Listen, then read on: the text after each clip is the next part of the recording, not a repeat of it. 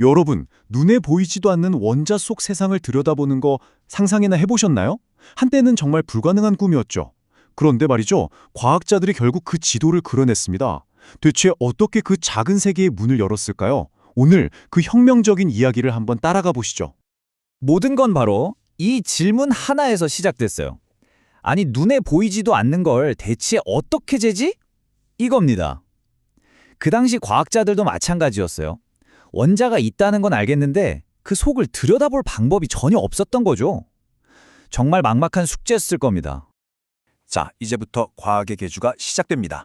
그 첫 번째 주자는 바로 X선이에요. 렌트겐이 이걸 처음 발견했을 때 과학계는 난리가 났죠. 흥분하면서도 동시에 엄청난 혼란에 빠졌습니다. 이게 도대체 뭐야? 하고 말이죠. 그때 상황이 어땠냐면요. 이랬습니다. 우리가 아는 가시광선 있죠? 이건 프리즘에 통과시키면 무지개가 쫙 펼쳐지는 것처럼 파동의 성질이 아주 잘 알려져 있었어요. 근데 X선은 완전히 달랐습니다. 빛이라면 당연히 보여야 할 굴절이나 회절 같은 현상이 전혀 나타나지 않는 거예요. 과학자들이 잴 수 있는 건 고작 이걸 얼마나 잘 뚫고 지나가느냐, 즉 경도라고 불리는 것뿐이었죠. 그러니 X선은 그야말로 정체불명의 미스터리였던 겁니다. 그런데 말이죠. 돌파구는 정말 생각지도 못한 곳에서 나왔습니다. 과학자들은 X선 자체의 정체를 파헤치려다 막혔는데 관점을 바꾼 거죠. X선이 뭐냐가 아니라 X선이 다른 물질에 닿으면 무슨 일을 하지? 바로 여기서부터 실마리가 풀리기 시작했습니다. 그 첫 단서를 딱 찾아낸 사람이 바로 찰스 바클라입니다.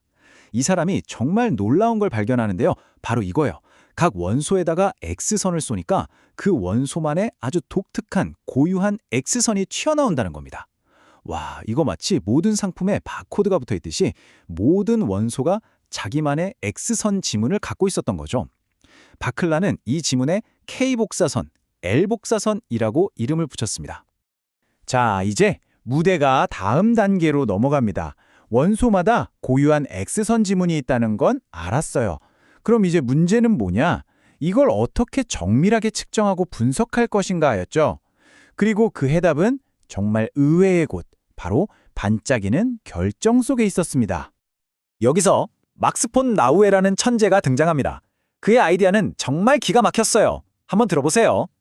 만약에 결정이라는 게 원자들이 아주 규칙적으로 쫙 배열된 그물 같은 거라면, 그리고 X선이 아주 짧은 파동이라면, 그럼 X선이 이 그물을 통과할 때 쫙 퍼지는 회절 현상이 일어나지 않을까? 바로 이겁니다. 그리고 그의 예측은 정확히 들어맞았죠. 자, 여기서 계주 바톰이 브래그 부자, 그러니까 아버지와 아들에게 넘어갑니다. 아들인 로렌스 브래그가 폰 라우이에의 그 복잡했던 수학 이론을 진짜 찬란할 정도로 단순한 공식 하나로 깔끔하게 정리해버려요. 그러자 아버지인 헨리 브래그가 그 공식을 딱 받아서 세계 최초의 실용적인 X선 분광기를 만들어냅니다. 이론이 드디어 손에 잡히는 도구가 된 거죠. 이때 발견의 속도가 얼마나 빨랐냐면요. 정말 어마어마했습니다. 한번 보세요. 1914년에 폰 라우에, 바로 그 다음에 브래그 부자, 그리고 1917년에는 바클라까지 거의 매년 노벨상이 쏟아져 나온 거예요. 이 선구자들이 연달아 노벨상을 받으면서 인류의 지식이 그야말로 폭발적으로 늘어났습니다. 진짜 과학계의 올림픽 계주 경기 같았죠. 자, 계주의 다음 주자, 헨리 모즐리가 등장할 차례입니다. 그는 브래그 부자가 만든 그 최첨단 장비를 손에 들고 다시 처음으로 돌아가요. 바클라가 발견했던 그 원소들의 지문을 다시 한번 아주 깊숙이 들여다보기 시작한 거죠. 모즐리는 브래그의 X선 분광기를 가지고 주기율표에 있는 원소들을 진짜 하나부터 끝까지 체계적으로 분석하기 시작합니다. 바클라가 찾아냈던 그 K선과 L선의 파장을 이전과는 정말 차원이 다른 정밀도로 측정해 나간 거죠. 그리고 그는 정말 세상을 바꿔놓을 발견을 해냅니다. K선과 L선이 그냥 한두 줄이 아니라 여러 개의 선으로 나뉜다는 걸 알아냈고요. 더 중요한 건 이 선들의 파장이 바로 원소의 원자 번호와 아주 간단하고 완벽한 수학 공식으로 이어진다는 걸 증명해낸 겁니다.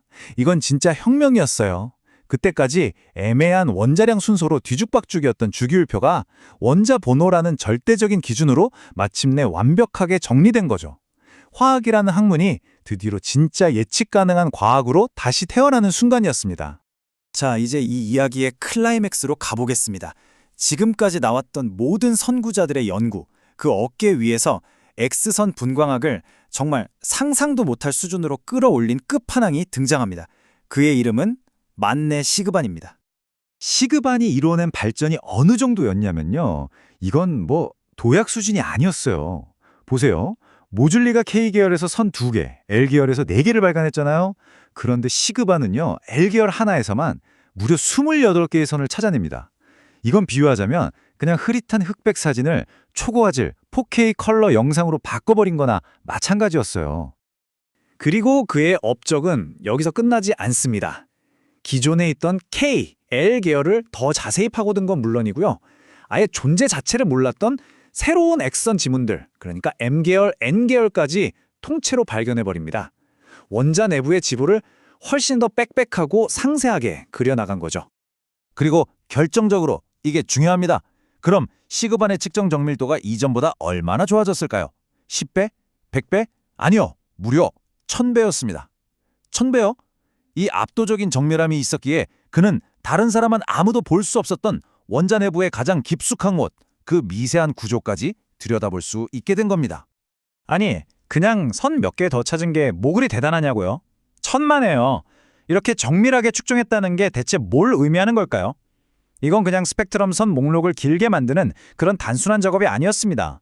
이게 바로 원자 그 자체의 구조를 풀어낼 열쇠였던 거죠.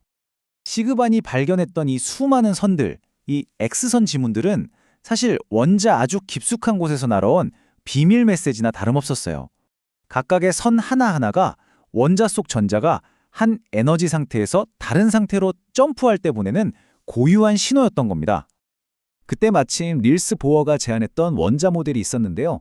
마치 태양계 같았어요. 가운데 원자핵이 있고 그 주위를 전자들이 정해진 궤도, 그러니까 K, L, M, N 같은 껍질을 따라 돈다는 이론이었죠. 바클라가 발견했던 K선, L선이라는 게 바로 전자가 바깥 껍질에서 안쪽에 K 껍질이나 L 껍질로 떨어질 때 나오는 에너지였던 겁니다. 바로 이 지점에서 시그반의 연구가 폭발합니다. 그의 그 초정밀 데이터가 뭘 보여줬냐면요. 보어 모델, 기본적으로 맞긴 한데 훨씬 더 복잡해. 이걸 증명해낸 거예요. 그냥 L 껍질이 아니라 그 안에 사실 3개의 하위 레벨이 있었던 거고요. M 껍질은 5개, N 껍질은 무려 7개의 하위 레벨로 쪼개져 있었던 겁니다. 와, 이건 시그반의 그 압도적인 데이터가 아니었다면 우리가 영원히 몰랐을지도 모를 원자의 진짜 얼굴이었죠. 그러니까 핵심은 이겁니다. 시그반의 연구는요, 인류 역사상 최초로 원자 내부의 고해상도 지도를 완성한 거나 마찬가지예요.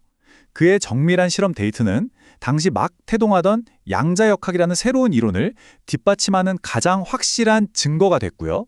바로 이것이 오늘날 우리가 원자를 이해하는 방식의 단단한 기초가 된 겁니다. 시그반의 이야기는 우리에게 이런 생각을 하게 만들죠. 측정 기술의 정밀도 하나가 이렇게 인류의 지식 지평을 통째로 바꿔놓았잖아요. 그렇다면 과연 다음 세대의 위대한 측정 기술은 우리가 지금은 상상조차 못하는 우주의 어떤 비밀을 우리 눈앞에 펼쳐 보여줄까요? 오늘 준비한 내용은 여기까지입니다.